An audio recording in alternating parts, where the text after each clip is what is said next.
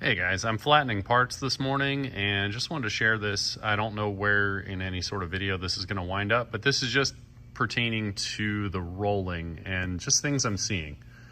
I do think if we're paying attention that we could suss this out and get back to some of the rollings that I've seen in the past where the sheets are really flat, they're smooth on both surfaces and relatively free of defects. Those parts turn out really nice. When I get into things like this is where it gets a little hairier.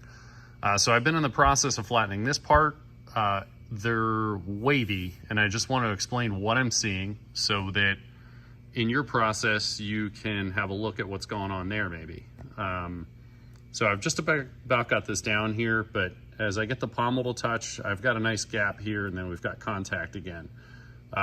In the annealed state with the stress that I'm seeing here, it's really hard to get a dead flat part because these parts are just kind of a little wavy. So I can get it kind of flat, but then I need more room to be able to get a normalized surface on side one and flip and then still have cleanup with some of these highs and lows. The stressed layer aside, where we've got these deviations, we're like pressing stress into the sheet. And this is kind of hard with a soft core, and other spots want to yield sooner than some of these like kind of compressive stressed areas. So that's where I've been asking, you know, some of the deviations aside, that's going to take more cleanup to get down to good steel where we're past the stress that I'm seeing. So I've just about got this flattened, so I'm just gonna cast this aside for a second and look at another part. I sanded this real quick because it's the same, and I'm seeing patterns here where we've got a depression here where it looks like there was something adhered to the rollers when this was being rolled. And I just wanted to show you guys where this does, the sheets are flat, but there is some stress in the parts. And so that's just after water jet. And it's manifesting right around where we're getting these pressed deviations into the sheet. So that is a pretty big deviation from flat, but then when I go to normalize this, we've still got a wave in it. So I've got contact here and here, but that's not really gonna come out. That's really hard in little increments, even on this arbor press, to normalize all the highs and lows along such little increments. Especially a 220 thick material. We can do a pretty good job, but then we're still gonna need a little more room than if the sheets were flatter, because I've got to normalize all that and still get center so that I'm taking a similar amount of material off both sides. Here's one that I haven't sanded, but you can still see the deviations in the sheet right here.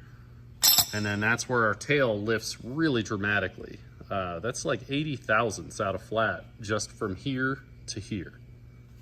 And then the rest of the sheet's pretty flat, and as is typical with this particular sheet I've been working on, there's some stuff going on over here that starts lifting the tips. The way we've got them nested, they're all pretty similar because there was a couple of roller like dimplings or whatever you guys call them across the sheet, and then we cut parts out for a more efficient nest perpendicular to the length. But as we continue to look here, this is a pretty smooth part on both sides. This is what I like seeing. The job was done really well. We cut parts out of a flat sheet and we have flatter parts. So there isn't any of this stuff where we've got these abnormalities in the sheet. I think that's from blasting, but I can't feel it really. So yeah, that's just coming down the sheet there. But it's really, really mild. And that part's flat. Got no significant defects in this part. This part's flat. So this is great. It's just things get unreliable, and I need to change the tolerances, like how much I need to grind off to get good cleanup and to get a flat part. I've got to get through this compressed layer so that this part wants to be flat. If I've got this type of stuff in here, this wants to stay lifted the way it is, and I've got to struggle with it to get this flat, where if I've got any of that left in there, even coming back from heat treat, that'll come right back.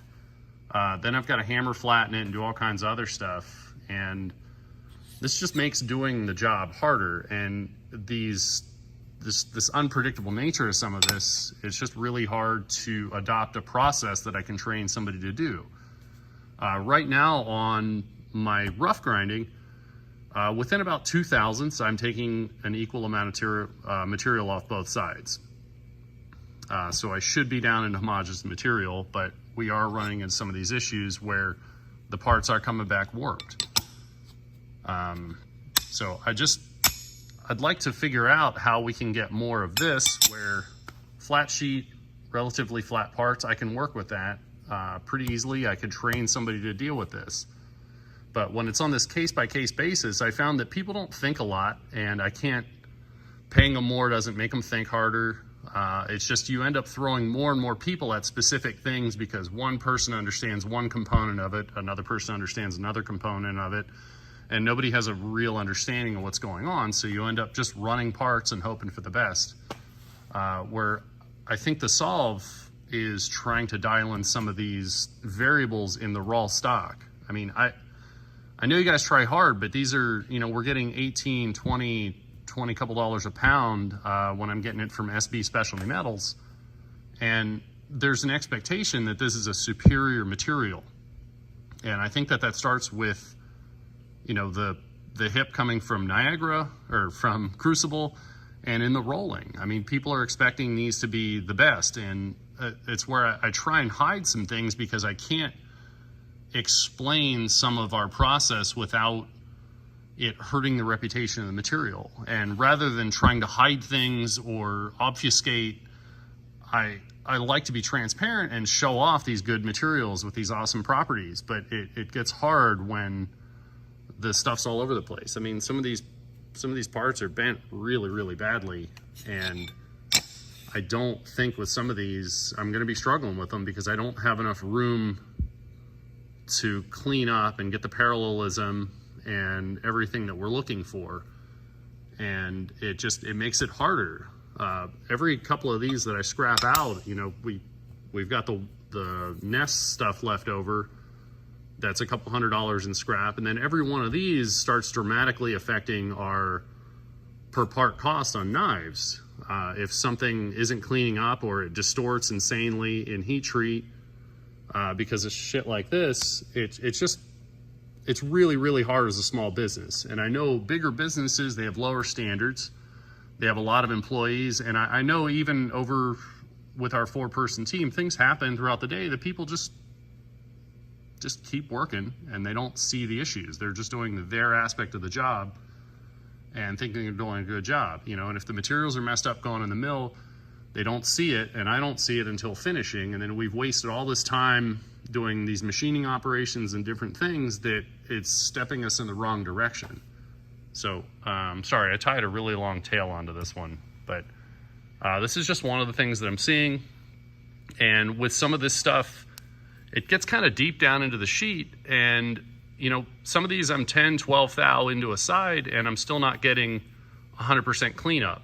So in addition to any of that stress that we're still in from having all these highs and lows getting crushed down into the bigger sheet, we still have some of that stress as well as some of these surface deviations in what are going to be finished parts.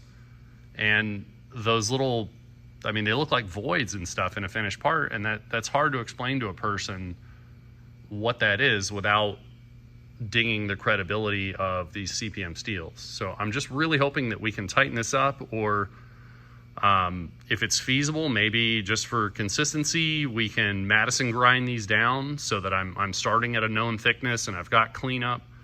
I don't know, but I would just really like to work this out with you guys so that things are a little more predictable on our end and we can start adopting standard practices, knowing what's going to be arriving instead of this case-by-case thing where I need a pretty skilled person over here doing a very, very mundane job, and that's going to be hard to find that type of person if the materials coming through the door aren't consistent. So real quick, I just wanted to follow up because I think it ties into the video I just shot pretty perfectly. Bob, these are some parts that I had sent you a while back. Since there were a few sheets worth, I still have a bunch. I thought they were gone as we're getting the shop cleaned up, prepared to move back east. We've just been throwing some of this older stuff away. But I had showed you previously some of these older sheets. They were really, really rough. Just a lot going on there. And with the benefit of more experience now, I'm convinced that what I'm seeing here is directly related to this rougher rolling. So this is indicative of one of those blanks that I sent you where you can see the brighter tones. If I can get this to focus, there we go. So right there in the middle of the screen is where a part didn't clean up. We're still got some of that roller scale looking stuff. And then I think that's compressed stress there, where we've got some localized difference in hardness, and it's climbing down into the bevel. You can see through the part there. This, I'm not throwing shade, but this ruined my relationship with Blade HQ. We were just coming out of the millet era, and we had produced over 1,000 of these. I had lots of extras. I reached out to Blade HQ as we were wrapping this run up, thinking that we're finally going to get out there as our own manufacturing company. And as I was finishing these parts, I started running into this. In the milder cases, they were just ugly. This forced me to change away from my peening process, because as we hit this with a spherical media, those areas stand up like some sort of carbide banding or alloy segregation. And it just made the part look really ugly. So I had to go to a stone wash finish, which Blade HQ really didn't like. But then the greater issue was with this here. It's very similar to what I was showing you with these other parts. With that area that's affected there pretty well into the surface, that part is bowed badly, and they won't flatten for anything. Whatever that is going on there that's affected the surface from this rougher rolling, these parts don't want to flatten. So some of the parts I'd sent you, I hit those with 80 PSI shot media where I was rolling the edges of the part over, and it still wouldn't flatten. We broke several parts trying to flatten them, and that's just not workable. And this was stock that was meant to clean up at 125. These parts are even thinner at 115 for a bushcraft, so we took an extra 5 thou side off. And I think this might be where I'm seeing makers and stuff having trouble with magnet cut. These thinner sheets, they cool faster, and you seem to get this a bit deeper into the sheet, and the more irregular the surface is, the worse this manifests into a finished part. So Blade HQ really wanted the peen finish. They thought I was pulling some kind of fast one on them, so I ended up having to refund their deposit, and that severed that relationship. I will never be able to work with Blade HQ again. And I don't see where there's anything that I could have known to better handle these. I've been through Larkin Precision shop. I've been through Chris Reeves' shop. I've been out at Buck Knives. I've toured all of their practices, and I know that we're holding tighter tolerances and we have better practices than any of these companies. That's not ego. I've just watched very closely at what they're doing because I had an interest in doing the best job possible. So I pay attention, and I just want to do a good job. So this severed a relationship, and this represented a loss of, I think it was 80 parts like this that wouldn't flatten. And then we had to change how we were offering it. Some of the really, really mild bits we could tumble, but most of these, to get them out the door, I Cerakoted them. And that's not showing good workmanship.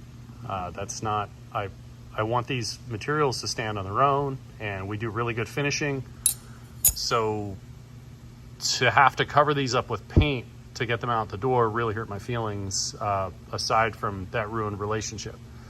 In a similar vein, I know we already talked about this, but just little careless things like this, where we had gotten a bunch of material to clean up at, I think it was 145, but this is normalized down to 185 from your shop, but only one side of the steel was decked. And then if we look over here, this side looks like it's been deep fried.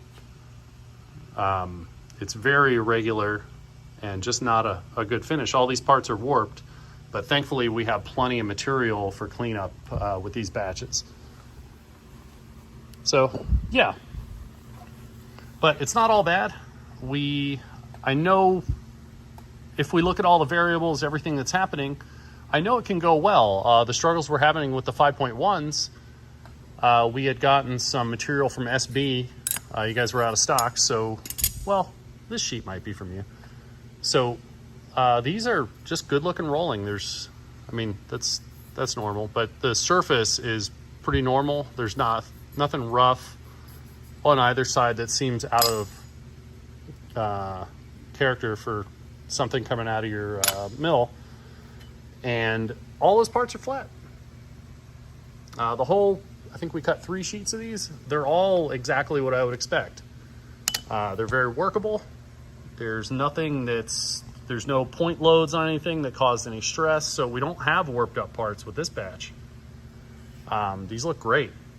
It's just when things aren't as expected that it goes off the rails, and I very much felt like I've been out in the cold, like you should know what to do.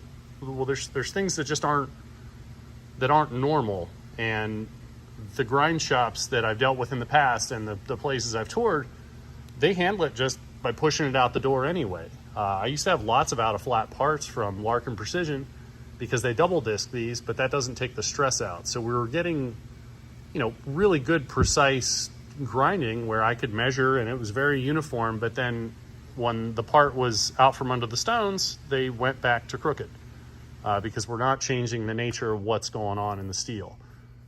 So I've learned to deal with that. It's not very scalable and predictable when some of the stuff is really irregular and then some is exactly what we're expecting. So yeah, that's, I think, a decent follow-up there. I think I covered what I meant to, but just things like this, this really hurts us and sets us back, especially as a small company. If you guys determine there's nothing wrong with all this was 3 sheets of steel, and that's cool if we get made whole on the steel, but we have all the machine time in it, the grinding, bevel grinding, $3 a blade for heat treat. This is a significant investment, and as a small business, it's cool to get the steel, but it's much deeper, and where I would prefer to just avoid things that are setting us up for failure from the get-go, because getting a new sheet of steel or a couple new sheets of steel when something like this happens is fine, but we don't get the lost time back. We don't get all this lost productivity. This just sends us in the wrong direction, and we don't feel like we're on a team. And everybody I work with right now, I feel like we're all working together toward a common goal to create something nice. And when these things happen and nobody gets behind it, I just don't feel like we're just on our own team. And it's not great, because these materials are very expensive, and it just doesn't feel fair. Anyway, I'll cut this off for now, but I hope this was informative and that we can get to the bottom of it to get to more here and less of here.